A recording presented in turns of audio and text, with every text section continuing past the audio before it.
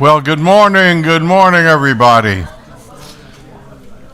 I'm Morton Blackwell, president of the Leadership Institute, and I'm happy to welcome you to our Wednesday Wake Up Club breakfast. We have a terrific speaker who's an old friend of mine, but we start off with good news.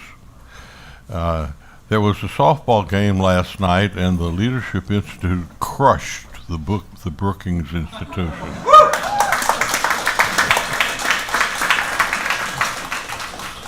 All right. We live in interesting times.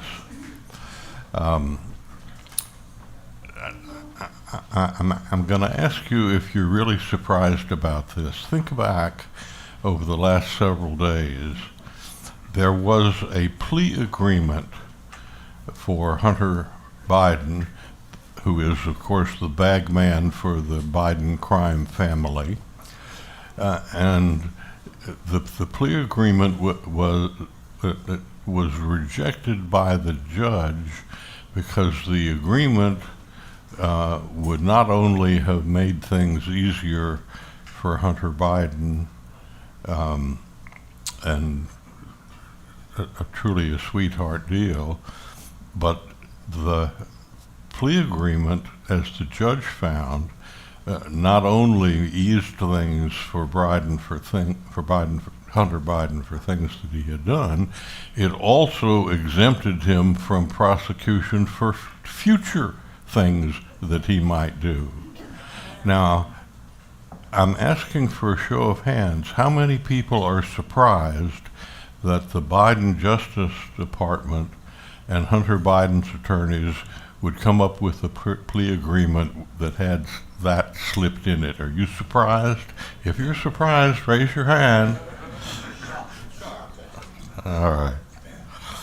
I encourage you all to live tweet today's event. The hashtag is on the screen. In 2023, your Leadership Institute has already trained 11,116 conservatives at 553 separate programs. Since 1979, the Institute has trained over 268,650 activists, students, and leaders. You have before you on your tables the Leadership Institute schedule of programs for the upcoming months. Please take a moment to review these schools and consider attending one or more of them or sending a friend to one of our trainings. If you're watching online, visit our website at leadershipinstitute.org/training to see upcoming online and in-person training. It's my pleasure now to introduce Blake Boudreau, who will offer an invocation and lead us in the Pledge of Allegiance. Blake is from Yorktown, Virginia, although you might expect he was from Louisiana with the name Boudreau. He attends the University of Virginia, where he is majoring in politics. Blake is active in conservative groups on UVA's grounds, serving as vice president of the campaigns for college Republicans and vice president for the Edmund Burke Society. He is also a correspondent for the Leadership Institute's Campus Reform website. Outside of politics, Blake is a member of his local church and participates in the Reformed University Fellowship. And Blake is now our External Affairs intern. Blake, would you come up and offer an invocation?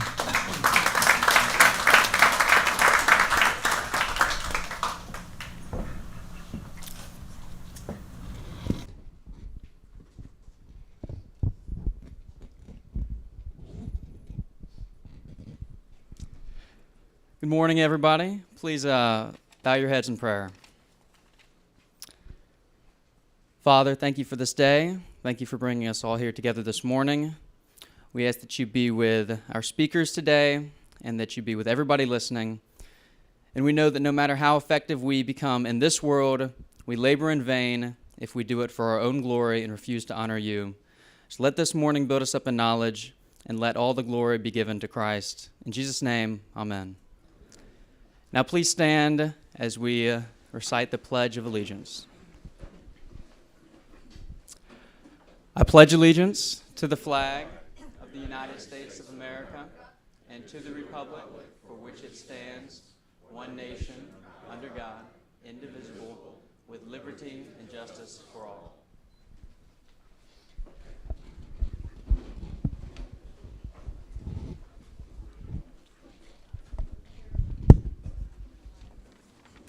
Thanks, Blake. Good job. It's now my pleasure to introduce Matthew Hurt for the program's report.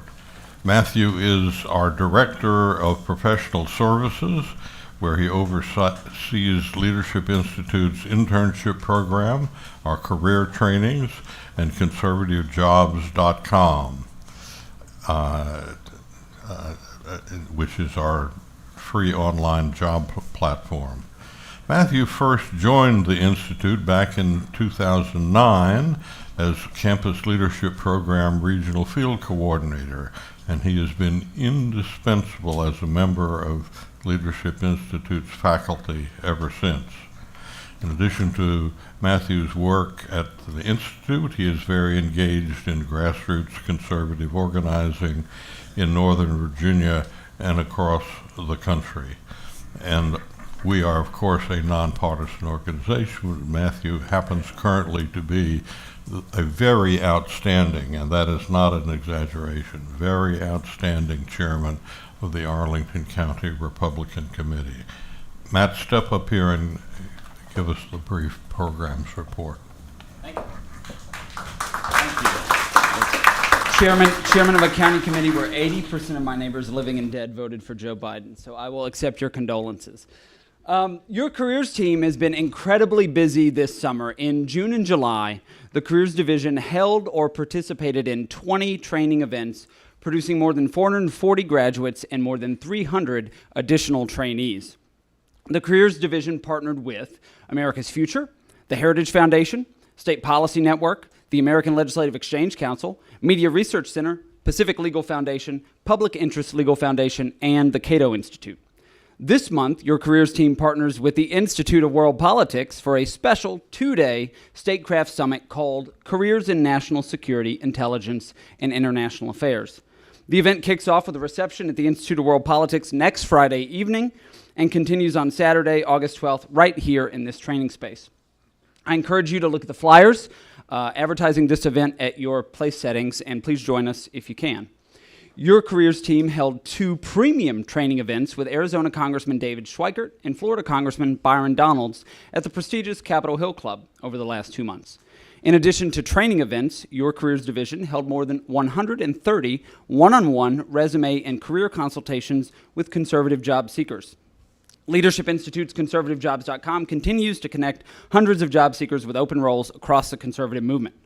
On the heels of the employment uncertainty of the pandemic and the reorganization of this careers division, your careers team is better equipped than ever before to connect you with your next professional opportunity or training to sharpen your skills. To that end, I would like to make 2 personnel announcements. Chris, if you'll stand up. Christopher Hayes, who previously served as LI's Career Programs Training Coordinator, has been promoted to Deputy Director of Professional Services, where he will oversee more of this division's responsibilities. Thank you so much, Chris. You guys are welcome to applaud. And Taylor Tade, I'm going to break some news this morning, who currently serves as the division's intern, has accepted full-time employment on the team at the conclusion of the intern program in just a couple of weeks. Thank you, Taylor. This could not come at a better time because I'm taking a short leave of absence later this month to engage in a little foreign policy and diplomacy myself. I will travel through South Korea and on to China to visit my girlfriend's family. As you might imagine, I will have no access to my personal electronic devices and am prohibited from engaging in any public policy activity while in China. I will return, God willing, on September 8th. Thank you very much.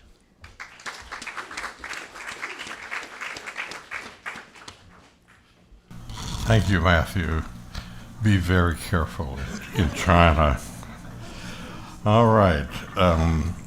I can make a quick announcement here. Next week, on August 11th, we are going to open our first satellite offices.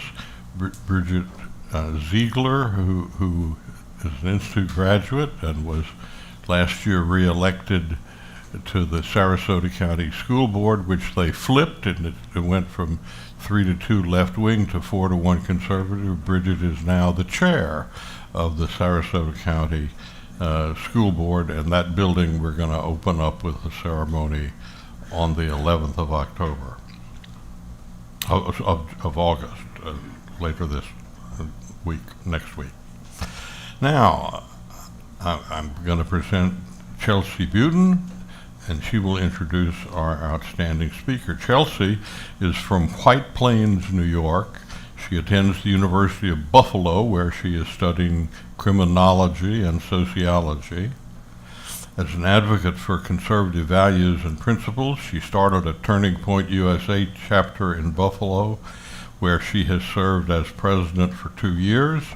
Under her leadership, the chapter has flourished and reached out to like-minded individuals across Western New York State. Looking ahead, Chelsea aspires to leverage her knowledge and skills to make a more meaningful impact in the criminal justice system. Outside of her academics, she enjoys outdoor activities and harbors a desire to explore Olympic National Park in Washington State. She is currently our events intern. Chelsea?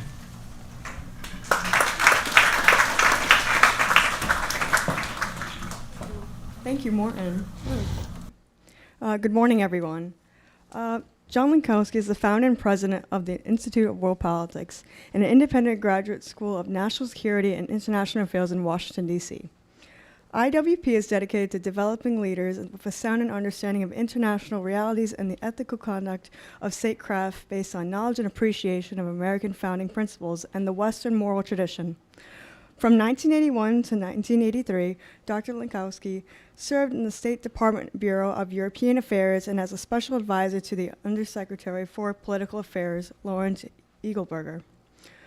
From 1983 to 1987, he was the Director of European Soviet Affairs and the National Security Council. In that capacity, he was Principal Soviet Affairs to advisor to the President Reagan.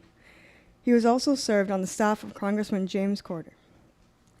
He has been associated with several academic and research institutions in the Washington area, including Georgetown University, the University of Maryland, and the American Enterprise Institute, the Ethics and Public Policy Center, and the Council of Inter-American Security, and the International Freedom Foundation. Dr. Lenkowski attended the Thatcher School and earned his BA at the University of California, Berkeley, and received his MA and PhD from Johns Hopkins University in the Advanced International Studies.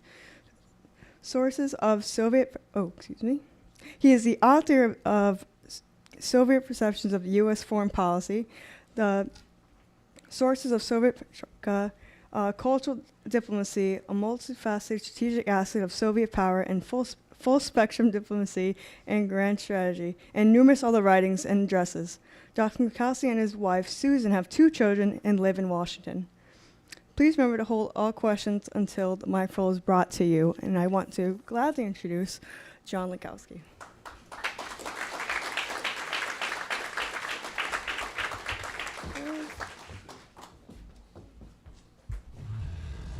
Good morning, ladies and gentlemen. Thank you, Chelsea, and I want to thank KGA for her good offices and welcoming me here, and I want to thank Morton for honoring me with the opportunity to speak to you today.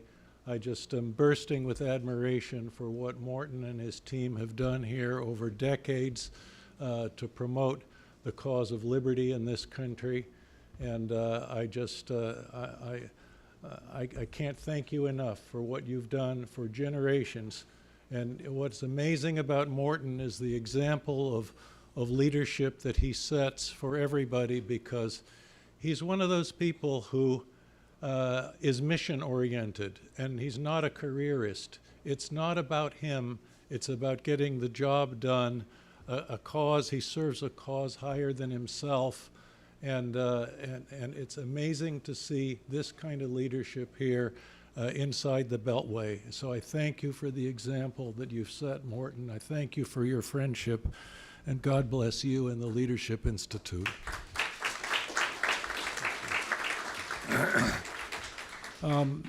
Morton asked me to talk about the Institute of World Politics. Many of you may think it's a think tank because it sounds like one. It also sounds like a Communist Front organization.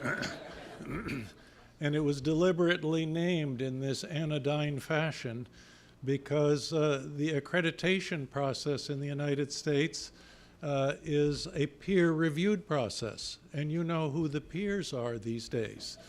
You know what's happened to American academia and the complete collapse of the classical liberal arts core curriculum, where people from some of the most competitive schools, from most of the most competitive schools, come out severely undereducated and improperly educated to be able to take on the most sensitive and dangerous functions of government, which are the functions that we at IWP teach, namely the functions of foreign policy and national security, functions that occupy at least 50% of the activity of every president of the United States, where errors in our public life, where the errors made in these businesses are really the most costly errors in terms of blood and treasure of any mistakes that can be made in our public life. And so I wanted to begin by saying one of the problems that we exist to try to solve is to get people who assume leadership positions in foreign policy, national security, intelligence, and related fields to see the world as it really is, to see reality. The problem is that there are so many impediments to seeing reality correctly. There is disinformation and propaganda. When I started IWP, there wasn't, in 1990, we're 33 years old as of last week, there wasn't a single school of international affairs that taught people about propaganda, disinformation, perceptions management, and overt and covert influence operations as perpetrated by our adversaries. When I came into government in the Reagan administration, in the State Department in 1981 as a political appointee, the U.S. intelligence community was not collecting any intelligence on Soviet propaganda, disinformation, covert influence operations, and so on and so forth. In 2007, one of our graduates came out of, one of our master's degree graduates went over to the FBI to become a counterintelligence analyst. And he discovered that in the entire FBI, there was only one person, tracking and attempting to counter Chinese influence operations in this country. The Chinese have 600 front organizations operating in this country, 600 of them. And they're involved in every imaginable type of influence. And the Chinese, I can talk about this a little bit more, but suffice it to say that this person in the FBI didn't know how to do his job, was extremely frustrated, and so our graduate talked with him about this problem, and they went to their boss, who agreed that they could trade jobs.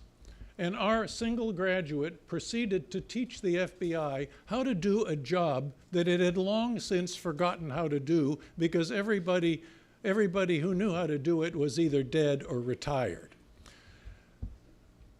We were collecting no information in 1981 when we came in on propaganda, disinformation, and all of this kind of stuff.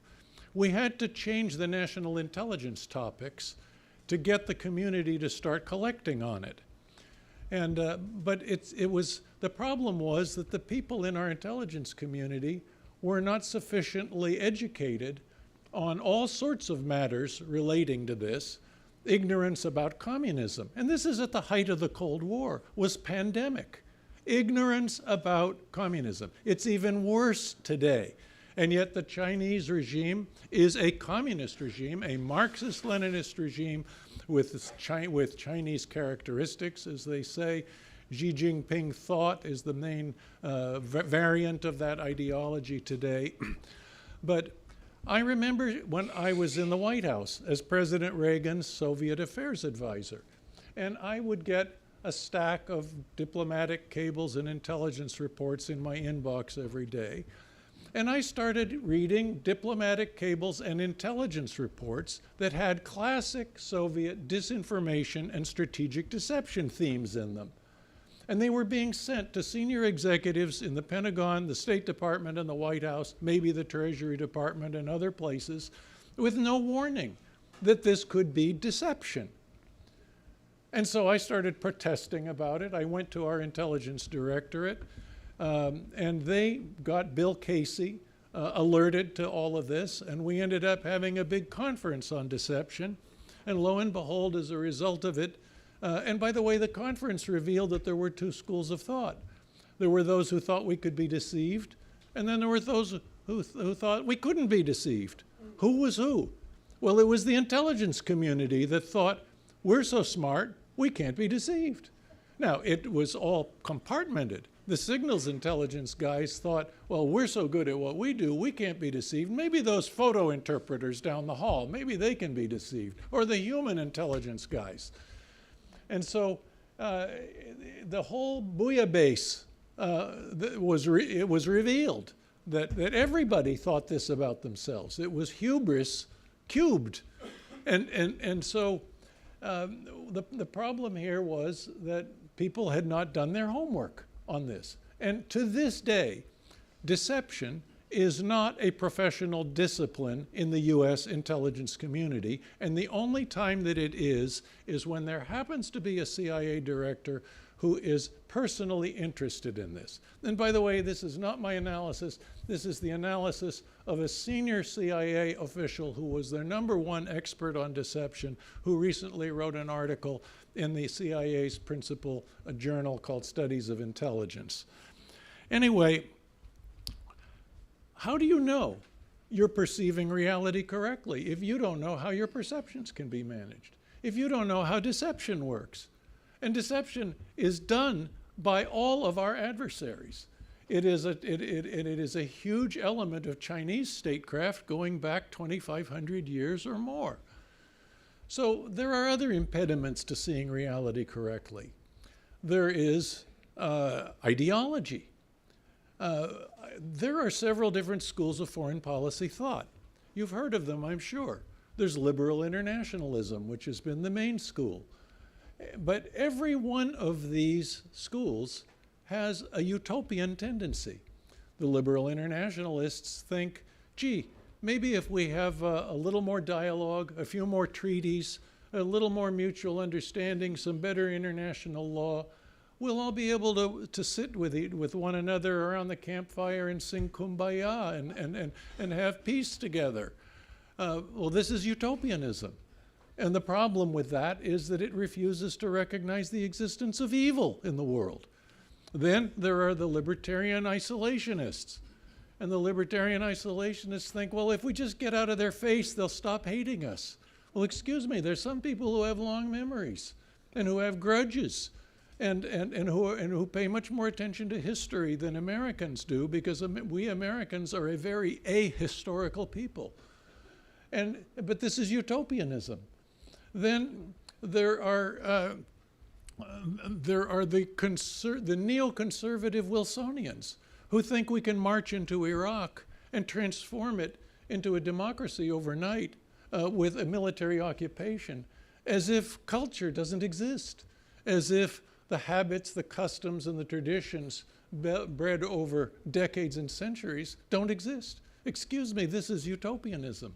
And then there are the realists who think, oh, we can just have a foreign policy that's based solely on the vital national interest, that's not polluted by moral and humanitarian concerns.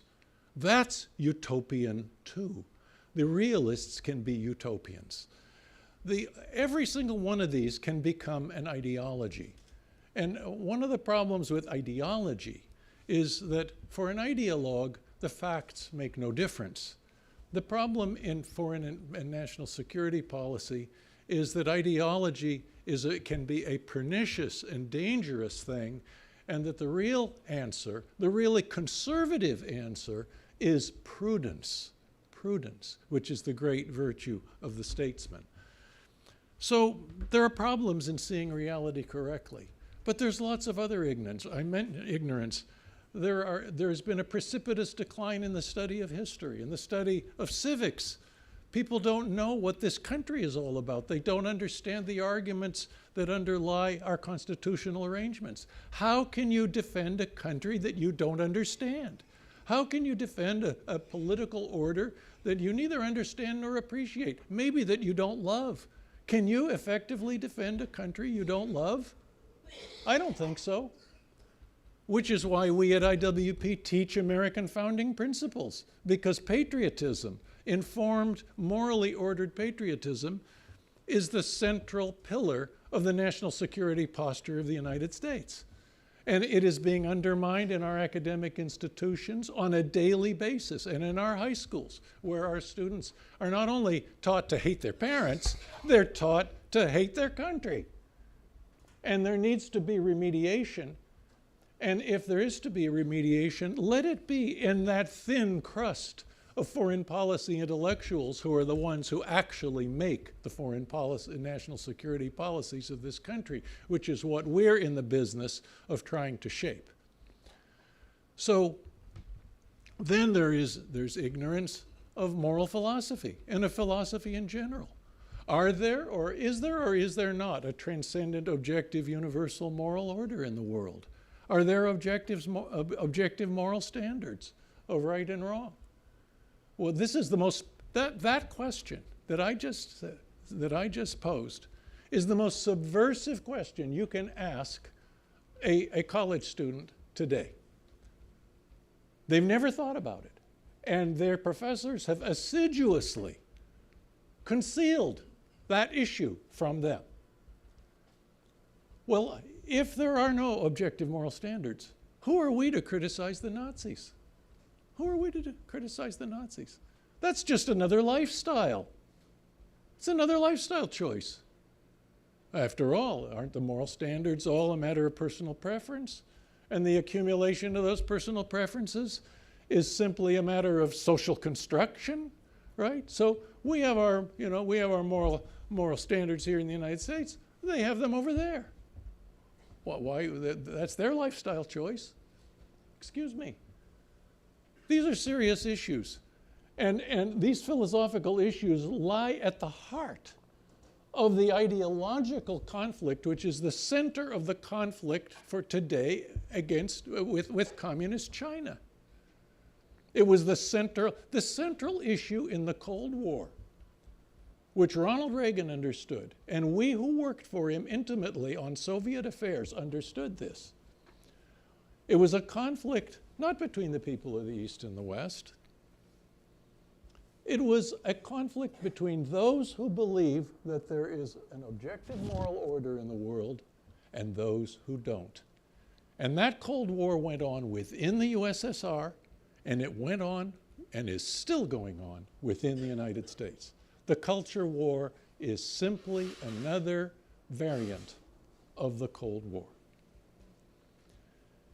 But you can't understand this, and you cannot develop a strategy to defeat it unless you have dealt with the fundamental philosophical issue. We deal with that at IWP. It is foundational. Now, college students today don't know anything about geography. We have to tell them. And it isn't just where things are. It's who the people are. Why rivers make a strategic difference. Where the resources are. the strategic materials, and all of that kind of stuff.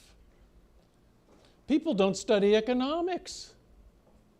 You know, they've abandoned, in the colleges, they've abandoned the classical liberal arts core curriculum in favor of the 2,000 course smorgasbord, where the children just want to go and eat dessert and not their vegetables. And they come out fundamentally uneducated. And they don't know fundamental principles of what makes a country wealthy and what makes a country poor. Well, we have to teach this, because even if you come from the most competitive school, there's no guarantee that you know anything about this. And then, of course, there are, so these are just some of the different issues.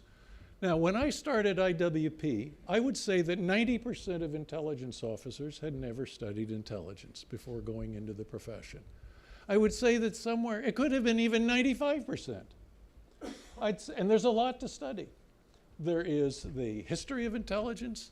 There are the policy issues surrounding intelligence. There are the epistemological issues, which means that's the theory of knowledge. How do you know something is true? And that deals with the whole problem of deception and perceptions management and so on and so forth. I would say close to 100% of counterintelligence officers never studied counterintelligence. And it's still close to that figure today.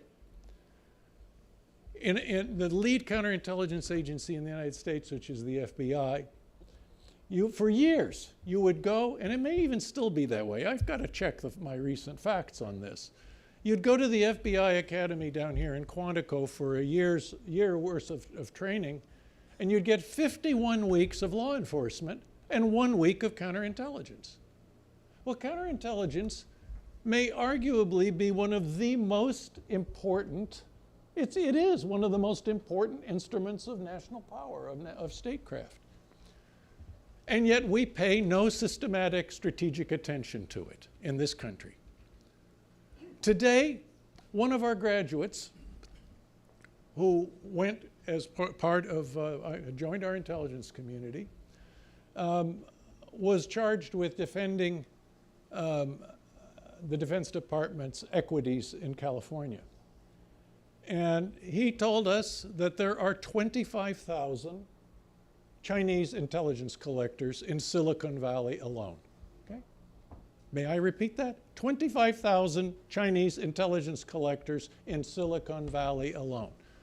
What about the graduate students who come from China, who already have their advanced engineering or scientific degrees, the same degree that they're pursuing in the American university? Well, why do they come to here to do it? Because they already know the basics, having studied it in China. And now it makes it all the easier for them to understand what is the cutting edge technology that their professors are working on that they can steal and pass on to the Chinese MSS. Do we pay any attention to this? Now, people don't even know what counterintelligence is. They equate it with counterespionage. Well, counterespionage is one of the parts of counterintelligence, but the other parts of it are quality control over intelligence collection.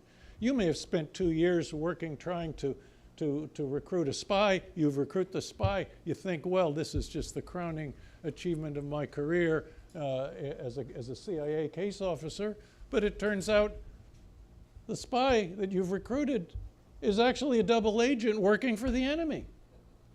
Somewhere around 100% of the spies we recruited in communist East Germany during the Cold War were double agents working for the East German communist spy master, Markus Wolf. Somewhere around 100% of them. Somewhere around 100% of the spies we recruited in Cuba were actually working for Castro the whole time.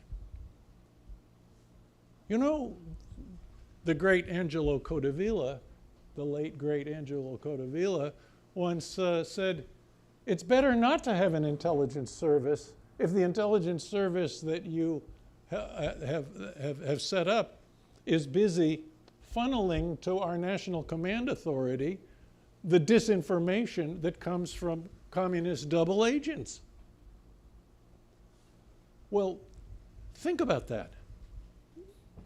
That's one of the different elements of counterintelligence, and it's being done by our adversaries, but we don't do it hardly at all against our adversaries. You want to get, what's the purpose of intelligence? It's to send the proper strategic information to your president, prime minister, defense minister, and so on and so forth. But if your foreign intelligence service, if the hostile intelligence service can engineer it so that the information that your intelligence service is giving your president is false, this is the most cost-effective form of counterintelligence that you can imagine. If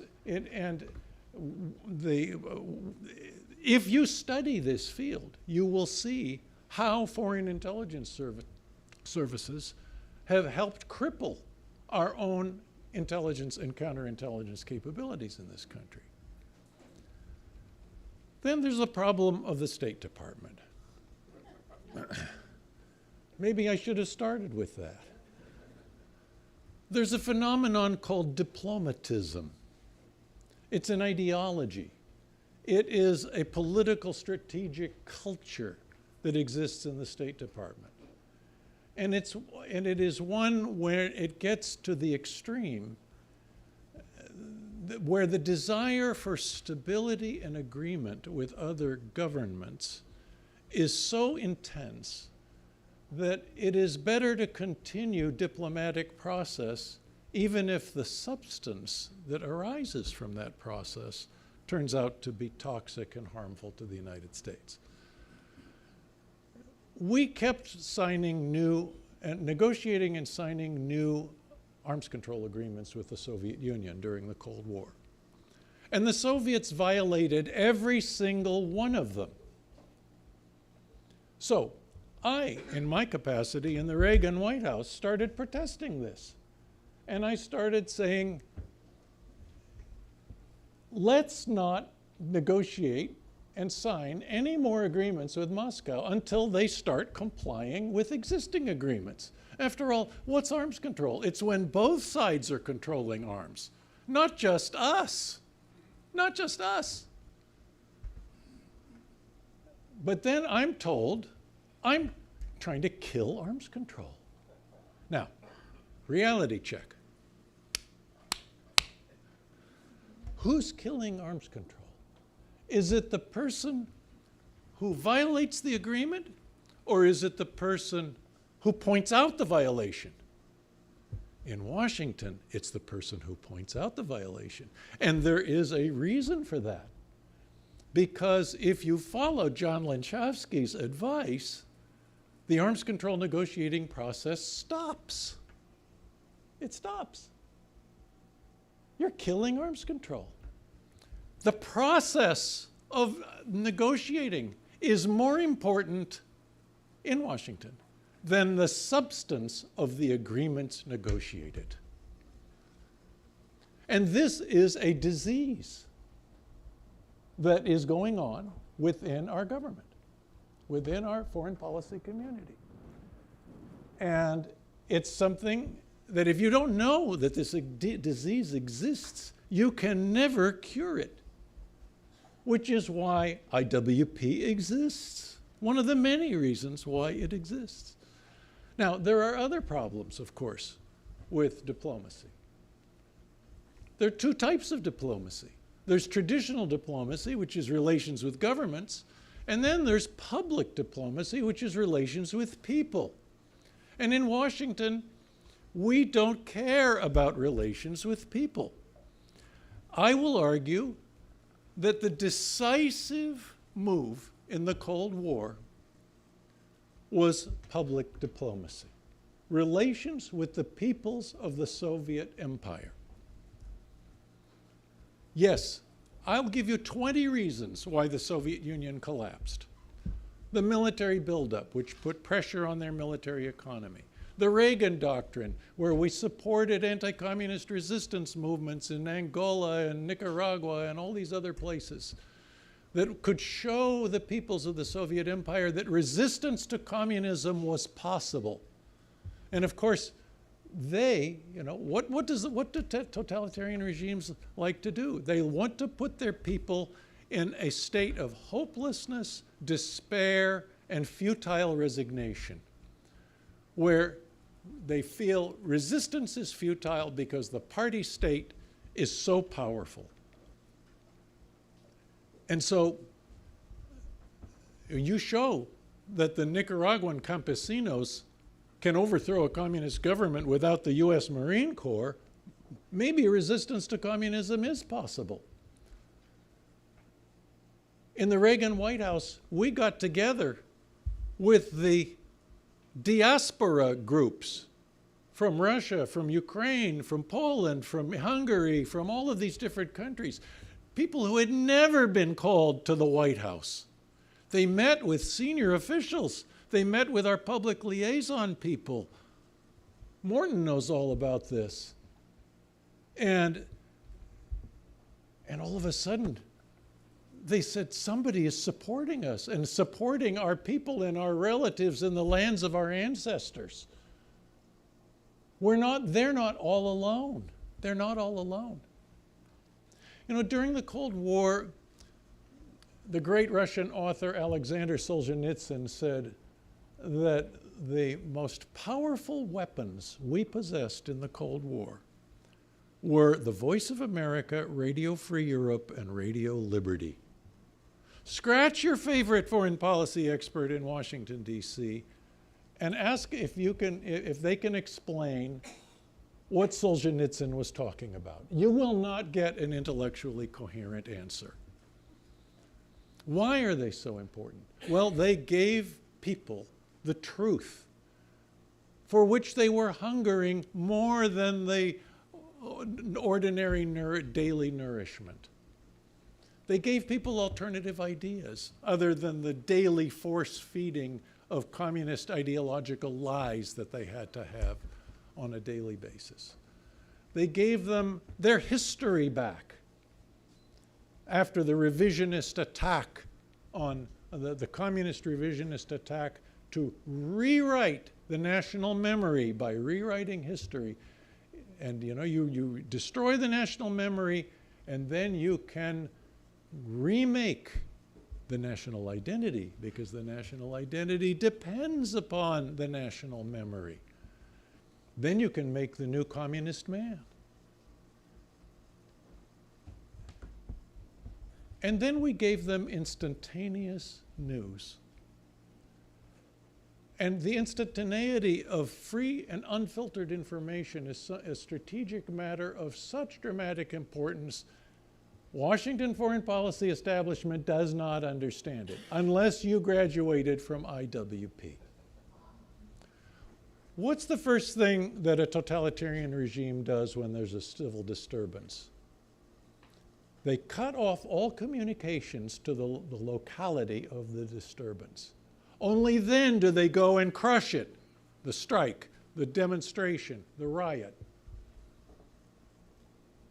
What happened when there was a strike in the Lenin shipyards in the Polish port city of Gdansk? The Polish communist regime shut down all communications to that major city, claiming there were high hurricane force winds that blew down the phone lines. But the strikers, which was now the kernel of the solidarity movement, the anti-communist workers' movement against the so-called workers' state, had managed to develop underground lines of communication to the Voice of America and Radio Free Europe. And while that strike was still going on, the fact of it was being broadcast to millions of Poles. Ordinarily, people, when they would learn about such a strike, they would say, oh, well, a strike happened, but it was crushed. But if they learn about it before it's crushed, they have the chance of rising up in solidarity with the strikers, which is exactly what the Polish people did. And that spread like wildfire to the Baltic states and to elsewhere within the Soviet Empire. This is, by the way, how you win without war. 2,500 years ago, Sun Tzu said, to defeat your enemy without using force is the acme of skill. How do you do that? There's only one school in the United States that teaches you how to do that, and that's IWP. How to win without war. I mentioned several arts of statecraft: intelligence, counterintelligence, diplomacy, public diplomacy. And by the way, public diplomacy has cousins: political warfare, ideological warfare, psychological strategy. Psychological strategy, we do psyops in the military, and it's all tactical. Drop some leaflets amongst the foreign troops, the enemy troops, teaching them how to surrender, demoralize them, and all that kind of stuff. Nobody in Washington thinks about psychological strategy at the national strategic level. How do you get people to have courage to overthrow a totalitarian regime? How do you get 1 million people to take to the streets of Moscow during the Cold War? How do you get, how many hundreds of thousands of people came to Tiananmen Square in 1989? By the way, inspired by the Voice of America. Not incited, but inspired. How do you do that? That's psychological strategy, ladies and gentlemen. And nobody in Washington thinks about it except us at IWP. This is how the Cold War, and we're, by the way, if you're any illusions about going on, about our relations with Communist China, the CCP, we need to ally with the Chinese people, who should be our greatest allies in this Cold War, against their oppressors, the CCP. And if we don't do it,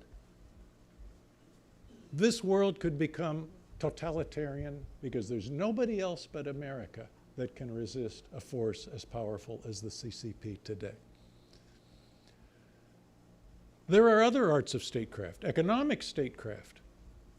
When we founded IWP, the other schools were teaching trade, aid, development, and finance. Was anybody paying attention to strategic materials policy? Rare earth metals, cobalt, supply chains of our military stuff, of our military components? Nobody was. The main literature in economic statecraft and economic warfare was published in the 1940s, which was the last time it was, the subject was studied systematically. There was a brief period during the Reagan administration where a serious economic warfare was being done. But there was no discipline in it in our professional schools of international affairs and national security. Each one of these is an art of statecraft, an instrument of national power. And we at IWP consider them to be instruments in an orchestra. And one of the biggest problems is learning to think in an integrated strategic fashion. You've got to play your trumpet well, but you cannot be blaring your trumpet loudly when it's the time of the symphony to listen to the harp. And we need conductors who understand what are all of the different sections of the orchestra. And our conductors do not understand this. We haven't had a Secretary of State until Mike Pompeo who had even rudimentary credentials in public diplomacy. Not even rudimentary credentials in public diplomacy. No knowledge. It's an incredibly huge problem. The State Department could be fixed if we had people thinking about relations with foreign people and how to ally with them. the State Department thinks public diplomacy is a support function, which is information policy explaining their traditional diplomatic initiatives. Well, that's part of public diplomacy. The other part of it is relations with people. And the way of understanding this easily is to recognize that if we have relations with a hostile country like the Chinese Communist Party, we have cool or confrontational relations with the regime. We have warm relations with the people. And we work on competing for the people's hearts and minds and try to prevent the regime from co-opting their people the way Stalin tried to co-opt Russian nationalism during World War II. Lenin and Stalin basically tried to destroy Russia. Khrushchev, the liberal, roly-poly, nice guy, de-Stalinist, was responsible for the destruction of 750 historic Russian monuments in Moscow city alone. Is that caring about Russia? No, it's not. But Stalin decided that he was going to call it not the great class war against fascism, not the great workers' war against fascism. It was the great fatherland war. Velikaya Отечественная война. The great fatherland war.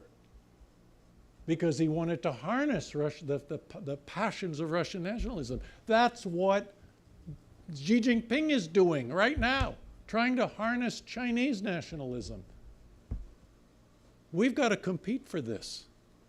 Anyway, I haven't even gotten into the whole question of the problems in academia like wokeness and the suppression of free speech and Marxist critical race theory and the gender ideology and all of that stuff. At IWP, excuse me, we may sound like a communist front, but we are not a communist front, okay? Anyway, if you know anybody who wants to go to school, and by the way, our graduates go everywhere. Not just to the State Department and USAID. They go in, we send them to all of the different intelligence services. When the CIA comes to us, when they come to a normal university, they bring maybe 2 recruiters and spend a day. When they come to IWP, they bring 4 recruiters and they spend 4 days and do one-on-one interviews with everybody. 97% of our graduates get a relevant job within 1 year of graduation. Our federal student loan default rate is 0. And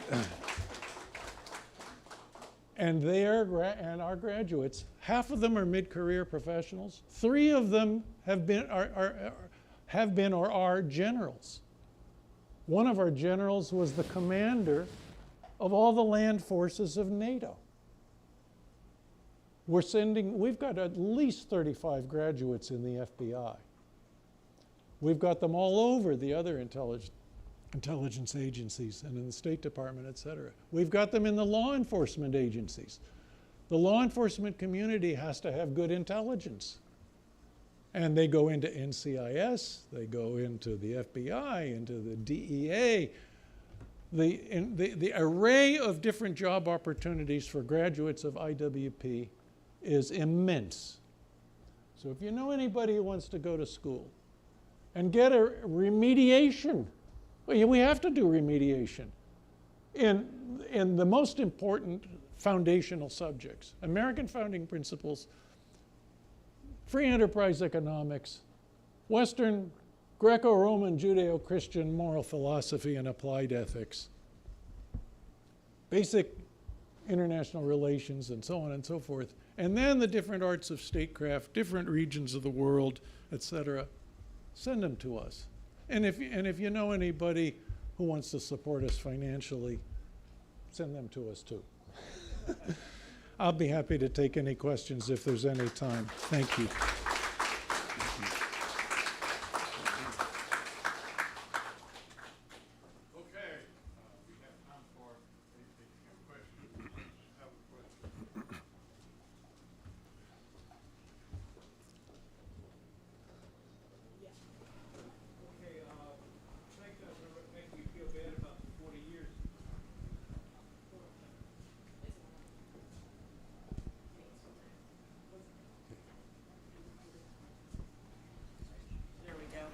Does it work now? I guess so.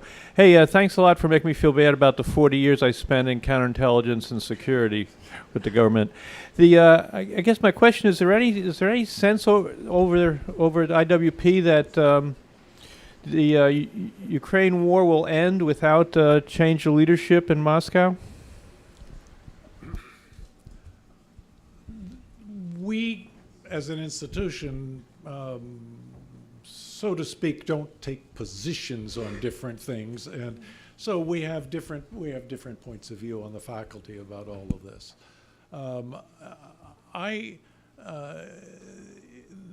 It's very difficult to predict what can happen. I mean, who could have predicted the Prigozhin and Wagner one-day mutiny, so to speak? I think that the Ukrainians are going to persist.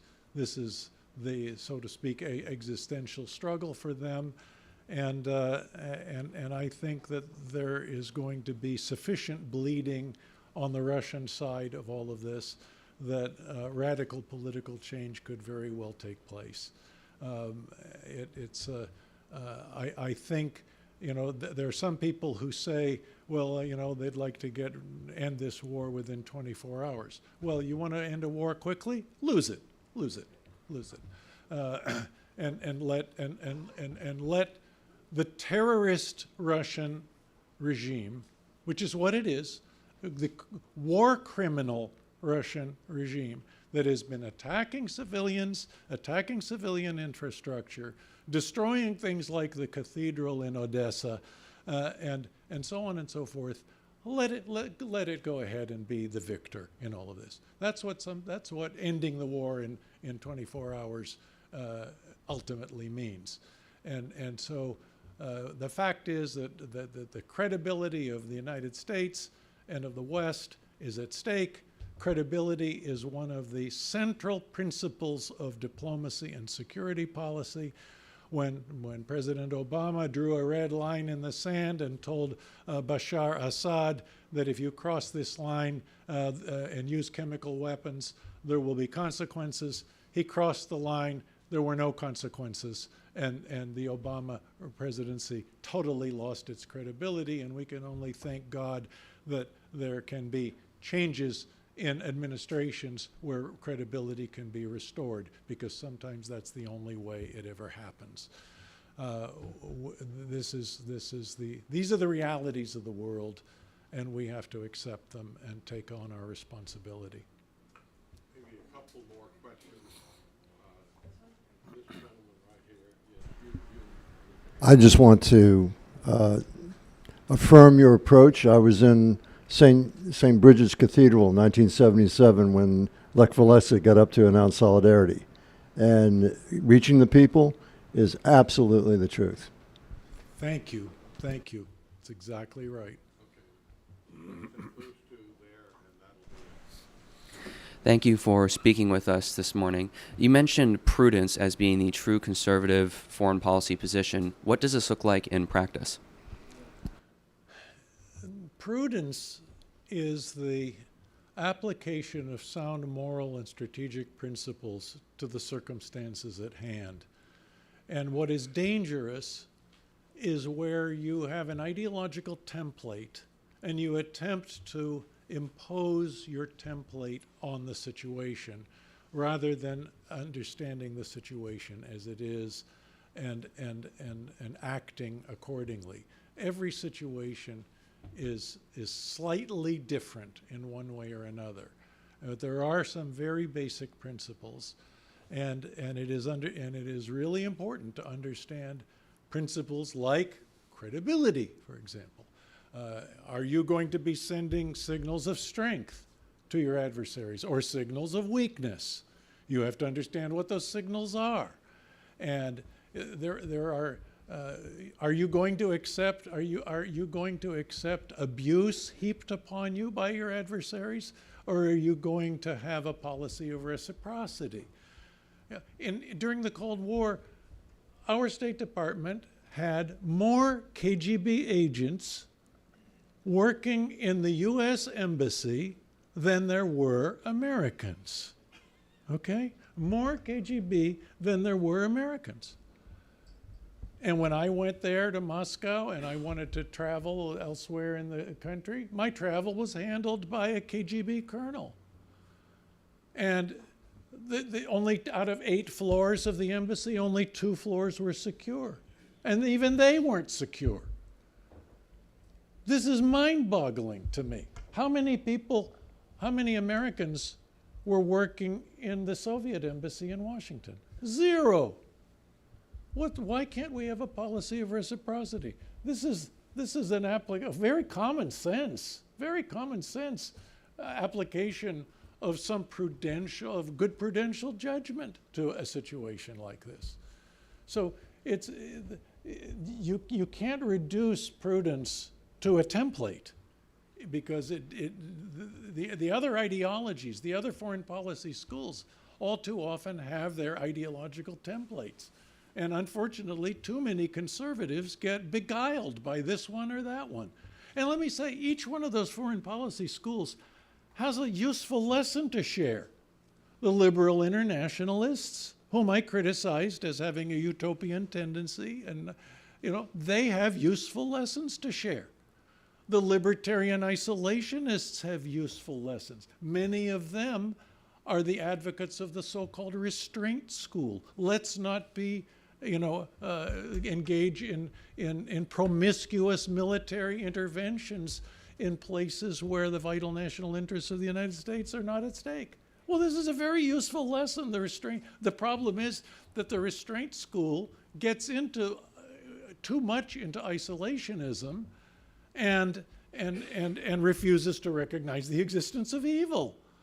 The neoconservative Wilsonians have a useful lesson to teach. I helped create the National Endowment for Democracy, because the idea was, let's fight communism, yes, with anti-communism, but not just with that. Let's fight it with a positive alternative too, which is freedom and democracy and so on. And so every one of these schools of thought, the problem is that you have to bring prudence to bear in the lessons that each one of these shares. So, I actually have 2 questions here. So firstly, okay, do you want me to just do one? Okay. I guess the more important question would be, does IWP offer any internship positions? yes, we have internships year-round. Summer internships, fall and spring internships. They are excellent internships where you get paired up with a professor, you'll do research, you'll do some writing projects, you'll take a visit to the Pentagon, have special lectures, and so on and so forth. And by the way, you should be aware, we have 7 master's degree programs. 3 of them, we have the first master's degree in strategic intelligence in the United States, the first one. We have the only serious counterintelligence program in the United States. We have a degree called MA in Statecraft and National Security, another one in Statecraft and International Affairs. We have 2 new online asynchronous MA programs. So we can have a student, as we did this last spring, in Okinawa, another one in Kurdistan. They don't have to be there for an active class discussion. We have the nation's first professional doctorate in national security. And by the way, we're the only school that the Army has authorized to teach strategy to the Army's Corps of Strategists. And the Army is the only service, to my knowledge, that has a Corps of Strategists. And we get them not all the time. We get them when the demand for those strategists is so great that the Army War College cannot accommodate the demand, and so we get the spillover. But we have had numerous colonels come and study with us in lieu of going to Army War College. And we have partnerships with a lot of different schools. And we have a partnership with the Leadership Institute. And so next weekend, the 12th, I guess, the 11th and 12th, we're going to have a day-long program here with our faculty members. We'll be presenting on different subjects, and we're very much hoping that those who are interested can come and get an IWP experience here through LI. So thank you very much for listening. Thank you again for Morton.